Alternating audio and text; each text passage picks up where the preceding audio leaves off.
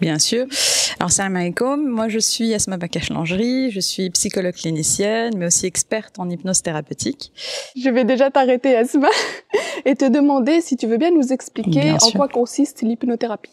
Bien sûr. Et je vous remercie énormément parce que c'est une super occasion de pouvoir l'expliquer et puis balayer un petit peu tous les préjugés qu'il y a autour de ce sujet.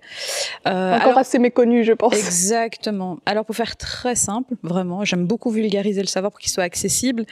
L'hypnose, il faut savoir qu'il a un terme scientifique. Donc, le nom scientifique de l'hypnose, c'est état de conscience modifié. Donc, en fait, il faut savoir que dans le cerveau humain, on va passer par différentes ondes cérébrales. Vous avez sûrement vu dans les séries ou les films, ou même à l'hôpital, si vous avez dû passer des tests en neuro, vous allez vous rendre compte que parfois on va vous mettre des électrodes et puis on va essayer de mesurer votre activité cérébrale. Et vous allez vous rendre compte qu'il y a différents tracés. Donc soit c'est très rapide, soit c'est un peu plus lent. Et ça, c'est pas juste des gribouillages, ou on peut les voir comme des gribouillages, mais c'est vraiment notre activité cérébrale et donc c'est aussi nos ondes cérébrales, les ondes dans lesquelles notre cerveau plonge de manière très automatique. Notre cerveau, il va s'adapter en fonction de ce qu'on va faire et de nos besoins. Alors il faut savoir que l'état de conscience modifié, c'est une de ces ondes cérébrales-là. L'autre terme aussi de l'état de conscience modifié, donc de l'hypnose, c'est l'onde θ. C'est une onde cérébrale dans laquelle toi, Salima, comme tous les gens qui nous regardent, passent déjà. C'est-à-dire votre cerveau fait déjà de l'auto-hypnose sans moi. Alors vous allez me dire, oui, mais si on faisait de l'auto-hypnose, on s'en rendrait compte. Eh bien, cette onde cérébrale, on va parfois y passer une fraction de seconde, surtout si on est adulte. On va y passer une fraction de seconde au moins 20 fois par jour, puisqu'on a à l'intérieur de notre cerveau des rythmes. On appelle ça des rythmes circadiens. D'ailleurs, j'y reviendrai plus tard. Retenez rythme circadien. Et ces ondes-là, on va y passer plusieurs fois par jour. Et l'onde θ, donc de l'état de conscience modifié, c'est une onde dans laquelle on va passer très rapidement, une fraction de seconde. C'est pour ça qu'on n'a pas conscience quand on est dans un état de conscience modifié. Parfois, c'est une onde qui va être un peu plus longue, comme par exemple quand on est en voiture et que le paysage défile. Et donc, on est passager, la personne à côté est occupée à conduire. Elle nous parle, et alors quand on va regarder comme ça cette espèce de paysage qui défile, eh bien on va se rendre compte que nos pensées sont occupées à aller très loin, donc on part vraiment dans nos pensées, mais pour autant on ne quitte pas la voiture, donc on est encore dans la voiture. Et alors suffit que quelqu'un nous appelle, tu m'écoutes? Et alors, oui, je suis là. Ça c'est un moment, on est passé dans une onde θ, plus qu'une fraction de seconde. Donc on en a conscience pendant 5 secondes par exemple. Ça c'est un état d'auto-hypnose. Il faut savoir que dans notre cerveau, j'aime pas dire notre cerveau, parce que pour moi, on a deux cerveaux. Et les anglo-saxons aussi vont considérer, dans leur parution scientifique, qu'on a deux cerveaux. On a un cerveau droit et un cerveau gauche. Ces deux cerveaux-là, je ne sais pas si vous avez déjà vu une noix, en arabe, girga'a, une noix, eh bien, on va se rendre compte qu'ils sont séparés, ils ne sont pas collés. Ils sont séparés avec vraiment un petit espace entre les deux et juste reliés par un petit pont, ce qu'on appelle le corps calleux. C'est le pont qui permet de transmettre les infos entre les deux. C'est pour ça qu'on dit un cerveau, parce qu'il se transmet énormément d'informations. Sauf que ces deux cerveaux ne fonctionnent pas en même temps, ils fonctionnent en alternance et très rapidement. Les enfants vont avoir un cerveau droit qui va fonctionner beaucoup plus que les adultes. Les adultes, en revanche, vont avoir un cerveau gauche qui va fonctionner beaucoup plus. Et pour cause, le cerveau gauche, c'est le cerveau de tout ce qui est conscient, rationnel, règle morale, règle éthique, etc. Le cerveau droit va être le cerveau de tout ce qui est créatif, spontané, tout ce qui est imaginaire, tout ce qui est aussi choses qui auront fonctionné, donc des choses qu'on met en place qui auront fonctionné, etc. La plupart du temps, on va un petit peu considérer que le droit est moins important que le gauche. En réalité, si on prend le cerveau de personnes, donc d'enfants qui vont bien, de grands sportifs ou de personnes qui ont accompli des choses incroyables, qui vivent super bien, qui sont en harmonie avec eux-mêmes, on va se rendre compte que leur cerveau droit fonctionne bien plus que leur cerveau gauche. Ça ne veut pas dire que l'un est plus important que l'autre, pas du tout. Ça veut dire que chaque cerveau prend en charge des choses complètement différentes et qu'il fonctionne très bien, ce cerveau en globalité, quand chaque activité ou chaque chose est prise en charge par le bon cerveau, le bon côté. Nous, en tant qu'adultes, on va tout faire avec le gauche. Absolument tout. Et très peu avec le droit. Donc ça explique aussi une grosse différence entre nous et les enfants. Il y a aussi d'autres différences structurelles dont on parlera peut-être plus tard. Mais il faut savoir voilà, que cette onde θ, cette onde d'auto-hypnose, eh bien, les enfants, ils sont quasiment H24 dedans. Ils sont tout le temps dedans. Cette onde θ aussi, elle a un autre nom que tout le monde connaît, c'est le lâcher-prise. Et c'est le lâcher-prise naturel. C'est comme si vous aviez été designé, subhanallah, avec tout ce qu'il faut Hein. Sauf que nous, en tant qu'adultes, en fonction de la société dans laquelle on a vécu, etc., on va très peu utiliser cette onde-là. Elle est là en backup, ou elle est là vraiment en bouton d'urgence. On l'utilise vraiment au minimum syndical. Sauf que c'est une onde extrêmement intéressante qui nous permet d'aller très bien. Ça, c'est un peu en règle générale. J'espère que c'est assez compréhensible. Oui, en quelques minutes, tu m'as appris énormément de choses. Chouette. Voilà. Donc, pour revenir au sujet général, ma première question, c'est une question que j'ai souvent entendue de la part de parents ou dans les milieux de la jeunesse et tout ça. On me dit, mais mon enfant est addict, que faire? Mais qu'est-ce que l'addiction pour commencer? Exactement. Ça, c'est une excellente question. Parce qu'on ne sait pas vraiment, surtout que c'est des nouvelles addictions. Les réseaux sociaux, pas pour les jeux vidéo, mais les réseaux sociaux, c'est des nouvelles addictions. Il faut déjà savoir où est la frontière entre l'addiction et finalement ce qui est de l'ordre du plaisir ou du jeu. C'est pour ça que c'est important aussi de bien connaître le cerveau humain, de bien le comprendre et de savoir à quoi sert chaque comportement. Même un comportement dit problème est en fait peut-être pour le cerveau gauche une solution qu'il met en place. Donc un comportement d'addiction, la plupart du temps, c'est une manière de lâcher prise.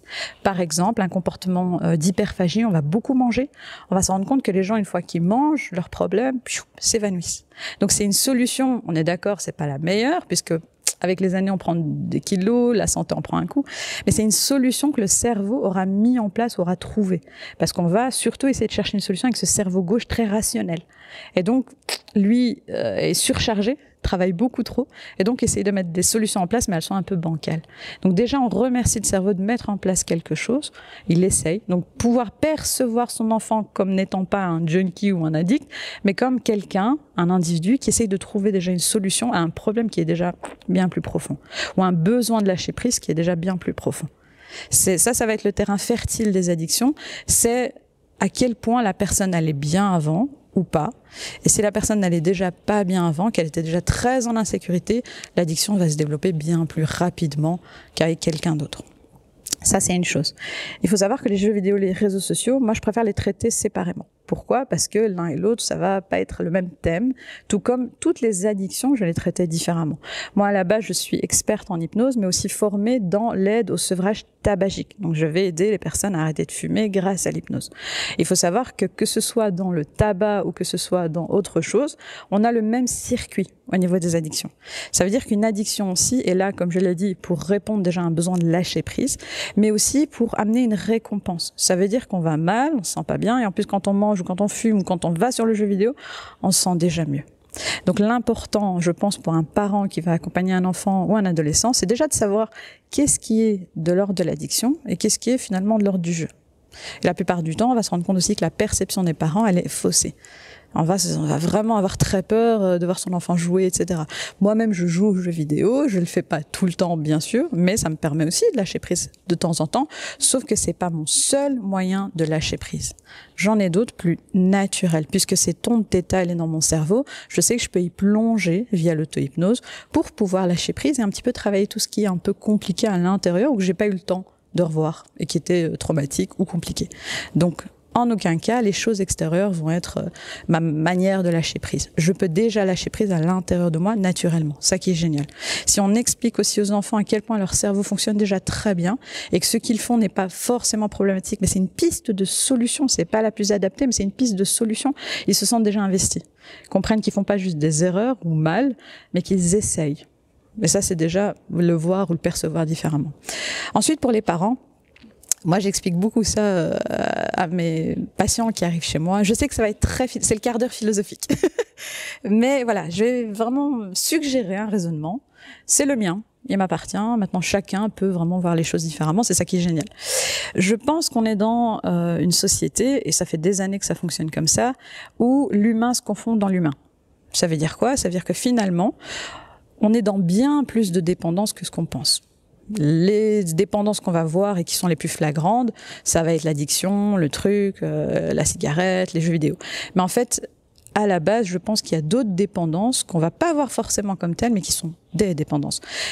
En particulier, la dépendance affective. On va se rendre compte que un dépendant affectif, c'est pas quelqu'un qui est hystérique et qui court après l'autre. Non. La dépendance affective, c'est quand déjà on se rend compte que le problème de l'autre, j'en fais le mien. Un parent, quand il voit son enfant qui a un problème ou qui essaye de trouver une solution, si on le perçoit différemment, c'est un parent qui prend le problème comme étant le sien. Donc un parent qui est avec un enfant et à l'école on va lui dire bon votre enfant ou votre fils voilà il joue un peu trop ou il est toujours sur son téléphone. Il faut trouver une solution. Le parent, il l'entend comme vous avez un problème, vous êtes tout le temps sur votre téléphone, il faut qu'on trouve une solution. Donc à ce moment-là, c'est important qu'on puisse comprendre que finalement, oui, l'enfant, surtout les mamans, sort de moi, littéralement. C'est une partie, on peut penser que c'est une partie de soi, mais en fait, c'est déjà un petit individu en devenir. C'est l'autre, c'est déjà pas moi. Et pour simple cause, je pense que déjà chimiquement, organiquement et de par nos histoires, on est complètement différents et uniques. Et je pense que dans la religion, moi je préfère le percevoir comme ça, Dieu nous le dit aussi. Allah subhanahu wa ta'ala, il nous dit bien que nos enfants, ce ne sont pas nos enfants, c'est pas une possession. Ils appartiennent à Dieu et que finalement on a une obligation de moyens, pouvoir les aider, les accompagner, mais pas de résultat. Pour cause, parce qu'ils ont leurs propres pensées, leurs propres schémas, leurs propres idées, et puis leur besoin aussi de devenir individuels. Dans la tête des parents, bien sûr, ça se traduit pas comme ça. C'est mon enfant, voilà, c'est ma femme, c'est mon mari, c'est mon enfant. Et du coup, finalement, son problème, j'en fais le mien. Et si j'ai déjà mes problèmes à moi que j'ai pas résolus, plus les problèmes de l'enfant, j'entrevois pas la solution. Donc c'est ça qui est un petit peu compliqué. C'est pour ça que c'est important de faire comprendre déjà aux parents dans l'accompagnement avec beaucoup de diplomatie. C'est vraiment un exercice très très très important. De leur expliquer que c'est tant mieux que votre enfant ce soit un autre individu puisque vous allez pouvoir vous occuper de vos problèmes, aller mieux. Et indirectement, un parent qui va mieux, c'est un enfant qui va mieux. Pas dans le sens où le parent qui va pas bien, forcément l'enfant va pas bien. Mais si le parent va bien, il va peut-être percevoir les choses chez son enfant différemment. L'addiction ne va pas être une addiction, mais simplement le fait qu'il joue un peu trop, par exemple, ou le fait qu'il est très créatif ou qu'il a beaucoup besoin de lâcher prise, etc., etc. Je pense que ça, c'est une conception qu'on a depuis très longtemps dans la société, et pour cause, à l'école, un peu partout, on va beaucoup responsabiliser le parent, quoi. Ah, c'est votre fils, il a ce problème, essayez de voir ça à la maison, machin, machin, machin. Et donc, on va pas accepter aussi l'autre dans sa différence. Et ça, c'est déjà le début d'un petit problème. D'accord. Et du coup, de manière plus concrète, comment le parent pourrait aider alors son enfant qui est réellement dans une addiction? Moi, je pense que le parent, de manière très concrète, et j'aime bien cette phrase un peu choc, c'est déjà en ne faisant plus rien. Parce qu'on va se rendre compte qu'à force d'essayer de trouver une solution, toujours avec ce cerveau gauche, hein, alors que l'enfant il fonctionne avec un cerveau complètement différent. C'est comme si on essayait de leur parler chinois et que eux parlent russe. Par exemple, on ne parle pas le même langage finalement. Et donc on va parler aussi, le parent va souvent parler avec la peur. La peur que l'enfant, parce qu'il va projeter des choses incroyables, hein, la peur que l'enfant plus tard grandisse et devienne un junkie, que ça n'aille pas et qu'il soit déscolarisé, etc., etc., etc. Et donc cette peur va se traduire vraiment par des comportements qu'on va mettre en place, des interdictions ou des solutions qui sont pas vraiment des solutions. Et donc déjà, on arrête tout. On souffle, on respire, vous pouvez lâcher prise. Il y a un truc que je fais souvent avec les parents, c'est que je regarde l'enfant sur la chaise, je regarde le parent, ou l'ado sur la chaise de parent, et je dis votre enfant, il est où? On me dit il est sur la chaise, il est là, il est assis.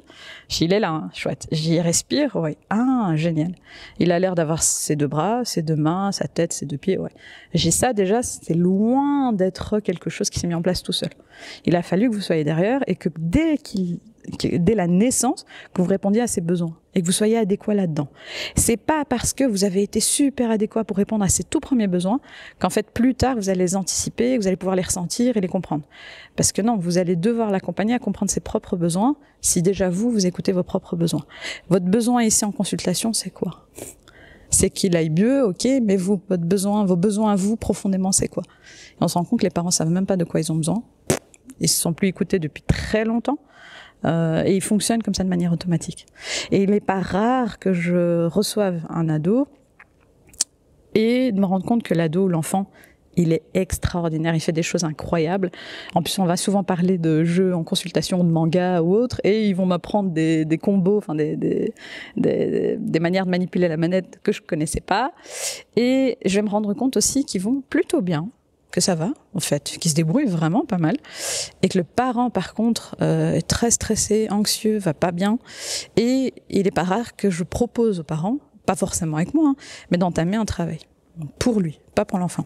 Et à ce moment-là, je leur dis la meilleure chose que vous pouvez faire pour votre enfant, c'est déjà vous, que vous alliez bien. Si vous allez bien, vous êtes OK avec tout votre héritage, tout ce qui s'est passé dans votre enfance, tout ce qui s'est passé dans votre famille, et même avant ça, si vous êtes OK avec tout ça, ça peut vraiment marcher, quoi. Donc ça, c'est aussi souvent le cas. Donc, comment accompagner des gens en étant mieux un peu soi. Est-ce qu'il y aurait un cas qui t'aurait marqué pendant tes consultations? Bien sûr, bien sûr. Alors j'ai un cas en tête qui était vraiment chouette. C'était un ado qui était très réservé. On va se rendre compte qu'il y a beaucoup d'ados qui sont très réservés. Et aussi, je suis désolée, j'ai plein de pistes en tête. Hein. Moi, c'est comme ça, les pensées vont dans tous les sens. Il y a aussi une chose et une distinction qui est importante à faire dans les jeux ou les réseaux sociaux, surtout dans les jeux. Quels sont les jeux auxquels l'ado joue? Parce que les jeux sont différents. Si c'est un jeu de rôle, par exemple, où on doit être quelqu'un d'autre, ça va être un besoin différent auquel l'enfant est occupé à répondre. Les enfants très, je vais pas dire timides, j'aime pas ce terme, mais très réservés, on va se rendre compte qu'autour d'eux, déjà à l'école, à la maison, on les traite comme ça. Oh, tu parles pas, et puis la prof va dire aux parents, oui, mais il parle pas, mais il est trop réservé, mais ceci, mais cela. Et donc le fait de jouer en ligne, parce qu'on va pouvoir jouer aussi avec d'autres personnes, va permettre d'extérioriser tout ça, de pouvoir être soit quelqu'un d'autre, hein, et là on est dans le cas de l'addiction. L'addiction souvent permet d'être quelqu'un d'autre. Ça nous inhibe, et donc on peut être quelqu'un d'autre, on n'est pas forcément nous-mêmes. Et à ce moment-là, il va essayer d'assouvir un besoin ou de répondre à un besoin qui est simplement d'être reconnu en tant que ce qu'il est au fond de lui-même, par exemple. Donc ça, c'est important. Les autres jeux, c'est encore autre chose. C'est vraiment un besoin peut-être de répondre à un besoin d'agressivité. Si on est dans des jeux de combat, on a tous ce côté un peu agressif, et c'est un besoin, et donc ils vont pouvoir relâcher ou lâcher prise là-dedans. Ça leur permet d'éviter qu'ils soient agressifs à l'extérieur. Nous, on pense que c'est le contraire. Plus on joue au jeu, plus on est exposé, plus on est agressif. Non, en fait, pas du tout. Surtout si c'est bien encadré, qu'on le comprend bien. Ça, c'est une chose. Pour les réseaux sociaux, c'est encore autre chose, mais ça rejoint aussi la partie où je parlais des personnes qui sont très réservées.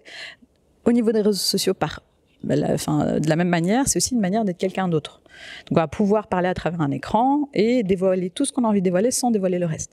Dans les interactions humaines réelles, à un moment donné, si on côtoie les gens, on va se rendre compte aussi de leurs défauts, de comment ils sont, etc. Tandis que dans un monde virtuel, on peut vraiment choisir d'être qui on est. Sauf qu'on nous a jamais expliqué aussi que dans la vraie vie, on était aussi capable de choisir qui on a envie d'être. De montrer la personnalité qu'on a envie de montrer. Donc ça, c'est aussi une chose très importante. Aussi, les adolescents, je vous ai expliqué donc le cerveau humain qui est complexe, mais si on s'y intéresse, il est aussi très chouette. Il est facile aussi à comprendre. Si on décide que c'est facile à comprendre, c'est facile à comprendre. Le cerveau humain, on a aussi ce qu'on appelle les rythmes circadiens et ultradiens. C'est les rythmes, c'est comme si notre cerveau, il avait une horloge, et il sait quand est-ce qu'il doit switcher, être attentif, pas attentif. C'est pour ça qu'à l'école, la plupart du temps, on se rend compte, et dans la société en général, je vais pas faire mon anarchiste, mais la société, pour moi, elle n'a pas été créée sur base d'un cerveau humain. Tout simplement parce qu'on a ces rythmes-là, et déjà on se rend compte qu'à l'école, au travail ou ailleurs, on est forcé de rester dans une même onde cérébrale, beaucoup plus que ce que le rythme circadien ou ultradien est censé être. Enfin, on va se retrouver à être trop attentif pendant 3, 4, 5 heures. Et être attentif pendant 3, 4, 5 heures, qu'on soit un enfant ou un adolescent, c'est quasiment impossible, mais on nous force. C'est-à-dire qu'on a réussi à vraiment moduler ce rythme-là et à finalement être super attentif pendant pas mal d'heures. Et alors, ça veut dire quoi? C'est-à-dire que le contre-coup, ça va être lâcher prise. C'est ce qui se passe avec les vacances. Moi, personnellement, je dis toujours à mes patients, je prends mes vacances, et quand ils me disent, prenez vos vacances, ah, vous êtes fatigué? Je dis non. Je dis, non, je suis pas fatiguée. Je les prends avant d'être fatiguée. C'est extrêmement important. Pourquoi? Et ça, c'est déjà de la prévention.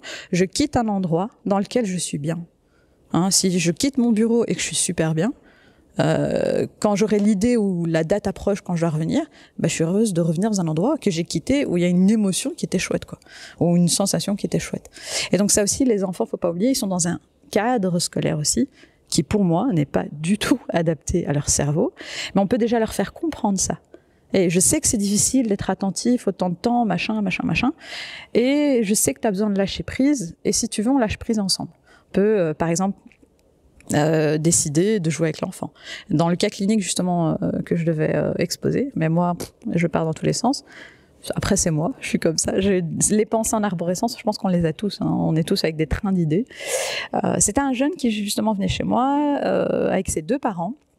Et les parents arrivent en consultation, j'accueille le jeune et il voulait rester en consultation. Moi, j'interdis jamais à des parents de ne pas être là, bien que je ne fasse pas de consultation familiale. Moi, je ne vais pas dire que je souffre de troubles de l'attention, au contraire, j'aime me focaliser sur une personne. Puisqu'elle est unique, je préfère vraiment me focaliser sur elle. Mais je laisse les parents pour être rassurés de pouvoir assister. J'ai rien à cacher, donc autant assister à la consultation. Et avec l'enfant, ou avec l'adolescent plutôt, c'était un jeune ado, qui avait 12-13 ans, on discutait et puis on jouait aux cartes. Les parents étaient extrêmement choqués de voir qu'on jouait aux cartes pendant une consultation. Et on parlait des mangas qu'il aimait, on parlait de tout ça. Et pendant qu'on joue, il est dans un état de conscience modifié, donc on est dans une bulle d'hypnose, puisqu'on est occupé à lâcher prise, on joue, on n'est pas dans quelque chose de très rationnel, où on a besoin de réfléchir. Et donc pendant qu'on joue, je lui pose des questions, il me répond, on discute, et donc j'ai accès comme ça à toute une série de choses. Enfin, il m'explique toute une série de choses, bien sûr, de manière très volontaire, mais dans un lâcher prise, il comprend que ce n'est pas grave. On est en train de jouer, tout est dans la légèreté. Je pense que l'un de nos problèmes aussi dans la société aujourd'hui, c'est que tout est très grave. Tout est extrêmement grave. Les addictions d'ailleurs, tout est très très très grave. Quand on décide que c'est pas grave, on a cette pression qui n'est plus là et on a accès à plein de ressources et savoir comment est-ce qu'on va pouvoir faire pour trouver une solution, etc. Et donc on jouait aux cartes et il m'expliquait pas mal de choses et les parents étaient comme ça avec des yeux comme ça. Je pense que la maman à un moment donné pleurait et j'ai accueilli ça parce qu'elle voulait vite cacher ses larmes et je dis oh vous pleurez, c'est génial. Pleurer, pas de problème. J'avais moi-même une larme, j'y voyais, moi aussi j'ai une larme. Et elle m'a dit, je suis désolée que ça vous touche. Je dis, ah, mais pourquoi est-ce que vous êtes désolée que ça puisse me toucher moi? Il y a aussi un problème, à mon sens, aujourd'hui, qui est des mauvaises informations sur notre cerveau. Ça veut dire que, par exemple, les émotions, on va avoir tendance à vouloir les gérer, alors qu'une émotion, ça ne se gère pas. C'est comme la digestion, on ne peut pas gérer une digestion. C'est à peu près la même chose. On va gérer les aliments qu'on va mettre à l'intérieur de son ventre, mais on ne peut pas gérer la digestion. Pareil avec les émotions. Les émotions sont provoquées par une pensée. La pensée que je vais jouer à un jeu vidéo me donne la joie et qui me donne le comportement qui fait que je vais aller jouer au jeu vidéo. La pensée que je vais rater ou que je vais avoir un mauvais bulletin ou que madame va me crier dessus me donne la peur, etc. Les parents ont leur pensée qui les fait pleurer, qui leur donne la tristesse. La pensée de cette maman, en l'occurrence, c'était j'ai mal accompagné mon fils, je suis une mauvaise mère, je suis nulle. Et cette pensée-là lui donne la tristesse, lui donne les larmes. Donc le système lacrymal, tout est extrêmement bien pensé dans notre cerveau. Tout a une fonction, c'est pas mis au hasard. Et donc elle s'excuse de pleurer, elle s'excuse que ça me touche, etc. Et je lui explique aussi une chose très simple, c'est qu'à l'intérieur de nous, on a ce qu'on appelle les neurones miroirs. Les neurones miroirs, c'est ce qui est à la base de tous nos apprentissages. C'est ce qui explique quand un bébé ou un enfant grandit et que nous, on est au téléphone et que lui prenne une chaussure et il fasse semblant qu'il est au téléphone. Les enfants apprennent par mimétisme. Ils vont nous regarder faire, ils vont faire.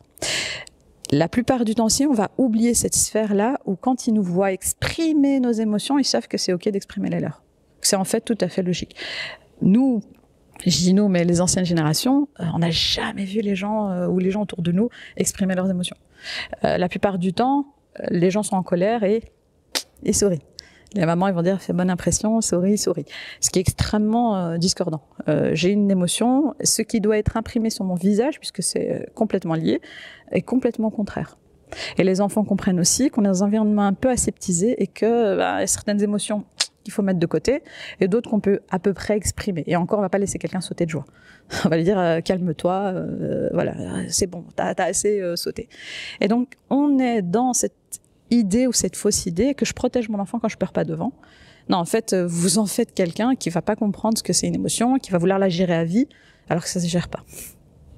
Donc, quand la maman pleure, l'enfant qui était là en consultation, il allait déjà beaucoup mieux. C'est pas qu'il était sadique, qu'il voulait pas voir sa mère souffrir. Il comprenait qu'en fait, elle avait le droit dans cet environnement-là. Moi, je l'autorisais complètement. Si moi, je l'autorise, je suis une parfaite inconnue, vous devriez pouvoir autoriser vos propres émotions. Elle autorise ses émotions. L'enfant commence à comprendre que sa maman, c'est pas une espèce de robot, mais un être humain, avec ses propres émotions, ses propres problèmes, et qu'en fait, ils sont peut-être différents. Et ça, c'était déjà très, très, très chouette parce que la consultation d'après, on a encore joué aux cartes. Les parents se sont mis à jouer aux cartes avec nous. Ça s'est transformé en une espèce de jeu de partie de cartes. Mais où je proposais, tiens, et tu joues à quoi? Donc je lui demande, il me dit tout ce à quoi il joue. Il y avait des jeux auxquels je n'avais jamais joué. Et je demande à ses parents, vous connaissez les jeux? Non. Je dis, ce serait bien si j'avais une console ici en consulte et qu'on pouvait tous jouer avec. Et il me disait, ah, mais nous, de toute façon, on en a une à la maison. Je dis, et ça vous dit pas de tester, de jouer avec lui, machin. Je lui demande à lui, il était tout à fait d'accord. C'est juste qu'on lui avait jamais posé la question, on n'avait jamais proposé, ou les parents n'avaient jamais osé faire ça. Et donc, quelques temps après, troisième consultation, après on avait clôturé, il n'y avait même plus besoin de revenir, mais ils avaient passé un moment incroyable ensemble, ils avaient joué, où ils se sont rendus compte que la petite sœur était super mauvaise joueuse, enfin mauvaise perdante, qu'elle n'avait pas perdre, que le papa il s'était amusé comme un fou, que la maman elle avait lâché prise, et donc ils ont tous été dans une même bulle de lâcher prise, où rien n'était important, rien n'était grave, et où ils étaient en train de parler la même langue que leur enfant, ou leur ado. Et après, à partir de ce moment-là, ils ont pu mettre aussi en place des règles qui sont, par exemple, si tu as besoin de lâcher prise, on peut aller faire du sport. Si tu as besoin de lâcher prise, tu peux faire ça avec un ami, ou tu peux faire ceci, ou tu peux faire cela. Lui proposer plein d'autres pistes. Moi, je pars du principe que si on retire quelque chose, on doit substituer avec quelque chose d'autre. C'est comme quand on était enfant. On nous enlevait un jouet, on pleurait pendant très longtemps. Et en plus, c'était brusque, non. Si déjà on détourne l'attention et on propose autre chose à l'enfant, il peut délaisser lui-même le jouet ou l'objet dangereux ou autre chose. Toujours substituer, quelle que soit l'addiction. Voilà. Donc là, tu nous as beaucoup expliqué donc des choses à faire une fois que l'addiction est là, donc tu reçois en consultation, etc. Mais j'avais une question à te poser, c'est que peut-on faire avant que l'addiction soit là? Donc quelle prévention peut-on amener pour éviter que les enfants tombent dans l'addiction, justement? Excellent. Moi, je suis psychologue et j'ai une collègue aussi à moi qui est aussi psychologue, qui est oncopsychologue, et ensemble on a formé ce qu'on appelle nos thérapies. Et nos thérapies, c'est notre collaboration où notre projet central, c'est la prévention. Pourquoi? Parce que moi j'aime beaucoup les pays d'Asie, surtout le Japon. Et au Japon, par exemple, ils ont une manière de faire dans la société qui est différente de la nôtre, dans le sens où ils vont chez le médecin avant d'être malades. Ils y vont pas après. S'ils y vont après, c'est déjà un peu trop tard. Et je pense que dans notre société, on est beaucoup dans l'après-coup. La maladie est déjà là, elle a déjà fait des dégâts. Le problème, l'addiction est déjà là, elle a déjà fait pas mal de dégâts. Ça veut pas dire que c'est trop tard, c'est jamais trop tard. Par contre, si on prévient, c'est encore mieux. Pourquoi? Parce qu'on va donner les clés en main aux gens et les gens vont pouvoir eux-mêmes voir ce qui est plus intéressant pour eux, éviter certains comportements qui sont en fait inutiles ou autres, ou alors faire leur expérience, mais finalement apprendre toujours d'eux-mêmes. Mais la prévention, c'est vraiment au cœur de notre travail. Et moi, pour la prévention, par exemple, je pars du principe que pour les jeunes parents, les futurs parents, les consoles, par exemple, et aussi aujourd'hui on vit dans une société où il n'y a que ça, c'est l'ère des réseaux sociaux, et puis des écrans, etc. À mon avis, c'est quasiment impossible que de vivre en autarcie complètement reculée de tout ça. Mais je pense qu'une manière déjà de pouvoir prévenir certaines addictions, c'est déjà de faire comprendre aux enfants, aux adolescents qu'ils ont la capacité, c'est comme s'ils avaient un super pouvoir dans leur cerveau, la capacité de se sécuriser eux-mêmes, pas à l'extérieur, à l'intérieur. L'addiction, c'est ça. Je commence à penser que la sécurité vient de l'extérieur, que la sécurité vient de ma maman. La sécurité vient de la cigarette. La sécurité vient de la nourriture. La sécurité vient du jeu vidéo, etc. Non, en réalité, le jeu vidéo, la nourriture, peut-être pas la cigarette, mais la nourriture, le jeu, etc., n'est qu'un plus. Puisqu'à l'intérieur de moi, je suis capable d'être en sécurité. Comment être en sécurité à l'intérieur de soi? Déjà, faisons un truc très simple, c'est quels sont les mots que j'utilise vis-à-vis de moi-même. On parle tous. Ça ne veut pas dire qu'on est schizophrène. Croyez-moi, j'ai travaillé dans la psychiatrie, on n'est pas schizophrène, mais on a tous un dialogue intérieur. Soit sous forme d'image, sous forme de pensée, sous forme de parole. Hein. La plupart du temps, on va vraiment se parler. Par exemple, si je fais tomber un bic, je vais peut-être me dire « Oh purée, t'es bête, oh t'es maladroite ». Et souvent, on tue. Pourquoi? Parce que le tu, c'est le tu de l'autre. Quand j'étais petite, peut-être, la prof me disait tout le temps « Oh, t'es maladroite ». Et donc, ce tu, je l'intériorise, et donc ça devient mon dialogue. Hein, puisque c'est la première fois qu'on m'a parlé et que du coup j'ai commencé à créer un dialogue comme ça. Si dès le départ dans la société on m'avait dit la chose la plus importante c'est toi, c'est pas l'extérieur, c'est pas les besoins de madame, c'est pas les besoins, c'est tes besoins à toi. ton besoin de manger, ton besoin de nourriture, de repos, machin, et que tu peux te parler à toi comme si tu étais ton meilleur ami ou ta meilleure amie, eh bien déjà, j'aurais peut-être pu instaurer un dialogue qui est vraiment meilleur à l'intérieur de moi. Et le dialogue que j'aurai avec les gens à l'extérieur va être le reflet de ce que je me dis déjà. C'est-à-dire que si je me parle avec des mots drôles, doux, sympas, mon dialogue à l'extérieur va être vis-à-vis des gens drôle, doux et puis sympa. La plupart du temps, on voit que c'est pas le cas. On est vraiment très très exigeant envers nous-mêmes, on est très dur, on se parle avec des mots extrêmement difficiles et on s'attend, et puis on met énormément de diplomatie, on essaye de parler avec l'autre avec des mots doux, mais c'est pas nous. Et c'est compliqué parce qu'on se rend bien compte que je suis très diplomate avec l'autre, mais avec moi-même, rien du tout. Pourtant, ça devrait déjà être le cas pour nous. Si j'ai des mots très bons envers moi-même, je peux avoir des mots très bons avec les autres. Et chacun, je pense, comme on est unique, a son propre dialogue. C'est-à-dire que je pousse pas les gens à se dire qu'ils s'aiment et des choses comme ça. Si c'est pas dans votre nature, vous n'allez pas vous retrouver à vous dire que vous vous aimez et que vous êtes incroyable. Non, trouvez votre dialogue à vous. Ce qui est déjà pour vous plus intéressant et qu'est-ce qui résonne à l'intérieur de vous.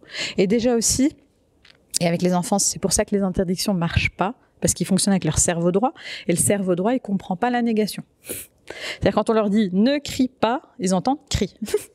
Ne joue pas, ils entendent « joue ». On est en train de leur suggérer ça, quoi. L'idée, c'est déjà de trouver dans notre manière de parler où sont les pièges. On se piège nous-mêmes. Plutôt que de leur suggérer de jouer, donc ne joue pas, on leur suggère de jouer, leur suggérer autrement. Viens avec moi. Calme-toi avec moi. Joue comme ça. Tu peux jouer comme si. Et avoir des mots comme ça, on se piège pas. Tu peux manger un peu de chocolat. Tu peux ceci, mais pas cela. Ou tu peux pendant un quart d'heure, et puis après on fait autre chose. Par exemple, plutôt que tu ne le fais pas, tu t'arrêtes à telle heure et tatati. Et tout ce qui est aussi directif ne marche pas. Même nous, pour preuve, on n'aime pas qu'on nous donne des ordres. Soyons réalistes. On n'aime pas qu'on nous donne des ordres, on n'aime pas être forcé. Pourtant, toute notre vie, on s'est forcé à pas mal de choses. Et pourquoi pas commencer tout doucement à se demander quelles sont les choses que je fais qui ont du sens pour moi déjà. Parce qu'un enfant, il va nous voir faire toute une série de choses qui a zéro sens. Et pour lui, il ne comprend pas pourquoi on continue à se faire du mal en faisant telle ou telle chose. S'il nous voit faire des choses qui ont du sens pour nous, par exemple jouer, être dans le partage, prendre du temps, respirer, s'allonger, faire une sieste, il va comprendre qu'on fait une série de choses qui sont importantes pour nous et qui ont du sens. C'est logique. Et donc, il peut aussi continuer avec ses neurones miroirs à apprendre de nous. Puisque ma maman, elle fait ceci, cela, mon papa, il fait ceci, cela, je pourrais aussi faire ceci, cela, puisqu'ils ont l'air en plus d'être heureux quand ils le font. Donc déjà, remettre en question tout ce que nous on fait, qui n'a aucun sens, et comment est-ce que nous on respecte notre cerveau. Est-ce qu'on le respecte vraiment? Est-ce qu'on respecte ses rythmes? Etc., etc. Dans le cadre des rythmes circadiens aussi, il faut savoir qu'on a nos rythmes, et puis la nuit, on a d'autres rythmes. On a les rythmes du jour et les rythmes de la nuit. Les rythmes du jour, ils vont s'arrêter quand le soleil va commencer à descendre et que la nuit arrive. À ce moment-là, on va produire de la mélatonine, qui est notre hormone qui nous aide à aller dormir. Elle se produit qu'avec le noir, qu'avec le fait que le soleil parte. On va aller dormir, donc tout est bien organisé. Chez un adolescent, ou un enfant qui commence à grandir, on se rend compte qu'en fait, il peut doubler de rythme circadien. Donc il peut avoir 2 jours dans sa tête. Ce qui explique le soir, il peut encore jouer et être encore comme ça. C'est possible. Ça veut dire qu'au niveau neuronal, il y a des adaptations qui se font. Il est possible que lui, il s'adapte et que finalement, même son cerveau s'adapte et qu'ils arrivent à avoir deux rythmes, quoi. Et nous, on va jamais comprendre ça parce que c'est la nuit, il faut aller dormir, etc., etc. C'est pour ça que c'est important de respecter aussi le rythme de l'enfant ou de l'ado. Si dès le plus jeune âge, on a du mal à dormir à 10 heures du soir, il y a de fortes chances qu'en grandissant, on a encore du mal à dormir à 10 heures du soir. C'est simple. Il faut savoir aussi qu'on a tous nos rythmes circadiens et ultradiens. Et il faut déjà respecter aussi ça. Donc ne pas à nouveau percevoir ça comme une alarme et quelque chose qui va absolument pas. Non, comprendre qu'en fait il peut même doubler et lui expliquer tu sais que tu peux même doubler, que tu peux adapter ton cerveau, mais que c'est peut-être pas forcément sain pour plus tard. Et que est-ce que ça te dit qu'on ritualise à nouveau le sommeil, c'est-à-dire qu'on est à nouveau dans le cerveau, c'est comme si on présentait au cerveau le moment où on va aller dormir, par exemple. Donc on lui dit regarde, on va aller dormir, donc on va mettre notre pyjama, on va réciter notre sourate, notre dua, etc. Et ça, c'est notre rituel qui fait que le cerveau, tous les soirs, il se dit là, on est occupé à aller dormir. En plus, le soleil est couché, ok, ça correspond. Et donc, c'est une manière aussi d'être très sécurisé. Aujourd'hui encore, on n'a aucun rituel. Ça veut dire qu'on va, même nous en tant qu'adultes, chaque soir est différent. Donc notre cerveau, il s'est aussi un peu conditionné différemment. Nous-mêmes, on va être sur notre téléphone jusqu'à minuit, 2 heures, etc. pour lâcher prise, puisqu'on a beaucoup donné d'attention, donc on n'a pas beaucoup lâché prise pendant la journée. Et donc tout ça, le soir, arrive, on a besoin de lâcher prise. Et donc on va se rendre compte qu'il n'y a plus de rituel. Le soir, le cerveau, qu'est-ce qui se passe quand il voit le lit? Il a déjà fait un conditionnement dans sa tête qui est lit égale réseaux sociaux, lit égale jeux vidéo. Et donc il faut comprendre qu'avec l'enfant, interdire directement ne servira à rien. Il va falloir, au contraire, faire ça pas à pas, palier par palier, pour qu'il retrouve à nouveau un conditionnement, qui soit un bon conditionnement, avec les rituels. Regarde, ce soir, comme tous les soirs, on va lire tel soir. Ce soir, comme tous les soirs, on va brosser nos dents. Ce soir, comme tous les soirs, on va faire comme si, on va se raconter une histoire, etc. Et donc, on peut tout doucement, comme je le disais, substituer. Et donc, déconditionner, avoir un nouveau conditionnement. Donc ça, c'est une piste. Merci beaucoup. Le temps est passé super vite. Je vois qu'on est déjà à la fin. Donc moi j'avais une dernière petite question, ce qui est à l'ère de cette année, c'est que j'ai eu pas mal de retours de parents qui m'ont dit mais j'ai l'impression que cette épidémie a aggravé les choses et que les enfants sont vraiment tombés encore plus dans ces réseaux sociaux. Est-ce que tu as remarqué ça lors de tes consultations? Est-ce que c'était pas une sorte d'échappatoire pour les enfants et les ados justement de s'échapper un petit peu de la réalité assez difficile qu'il y a eu cette année? Tu l'as extrêmement bien expliqué, effectivement, c'est un échappatoire. Sauf que ce qui s'est passé avec le confinement, c'est que même nous, en tant qu'adultes, on a compris qu'on nous avait jamais appris à être avec nous-mêmes et nos pensées. C'est-à-dire qu'on a toujours été dans l'action avec les autres, au travail, machin, qu'on a eu très peu de moments où on était nous avec nous-mêmes, avec un dialogue. Ce qui est dommage parce que je trouve que culturellement, même au niveau de la société, on a toujours peur d'être seul. Donc on va éviter que l'enfant soit seul, alors qu'à la base, je pense que c'est un besoin fondamental. C'est comme, je pense, si on regarde un petit peu l'histoire des prophètes, même le prophète Mohammed sallallahu alayhi wa sallam, il était souvent en méditation seul. Il n'était pas avec les autres à ce moment-là, il était avec lui-même et avec Dieu. Et je pense que ces moments-là montrent bien à quel point on est capable de se sécuriser de l'intérieur sans l'extérieur. Sauf quand bien sûr le confinement est arrivé, et boum, on a dû tout comprendre, on a dû essayer de mettre en place des choses, même si à l'intérieur de nous, on a des chouettes capacités d'adaptation, alhamdoulilah. Tout ça est extrêmement bien mis dans le cerveau. Sauf qu'on a dû faire ça de manière très brusque, quoi. Et les parents eux-mêmes avaient du mal à se retrouver avec eux-mêmes, et les enfants, alors, c'était pire. Et dans cette pandémie qui est vraiment exceptionnelle, on s'est rendu compte que d'habitude, l'être humain, il sait qu'il va mourir. Ça, c'est pas nouveau, c'est tous. L'être humain, il sait que demain est incertain. Pareil, ça, c'est pas nouveau. Sauf qu'on a été confronté d'un coup à une trop grande idée de la mort et une trop grande idée de l'incertitude. Et on nous a jamais appris aussi à gérer cette idée de la mort et cette idée d'incertitude. Et ça a été compliqué aussi pour beaucoup de gens. Et pour pouvoir ne pas y penser, parce qu'on était en plus surchargé au niveau des médias, etc., on le voyait partout, pour ne pas savoir à y penser, eh bien effectivement, ça a été un échappatoire. Les jeux vidéo pour les enfants, mais les parents, c'était repeindre la maison, retaper, changer de déco, faire ceci, faire cela, etc. C'est vrai, on a vu beaucoup ça. Voilà, et du coup, les gens voulaient absolument s'occuper. Ils voulaient s'occuper cognitivement, qu'il n'y ait pas de place dans leur tête à des idées ou des pensées. Alors que les idées ou les pensées, ce sont des créations et qu'il ne faut pas en avoir peur. Une pensée ou une idée, c'est une création avant tout. C'est pas la réalité, c'est ça qui est chouette. Donc oui, ça a très certainement aggravé les choses, mais ça a mis en évidence aussi le fait que déjà bien avant la pandémie, ça n'allait pas. Alhamdulillah, il y a un bien dans toute chose. Exactement, alhamdulillah, bien sûr.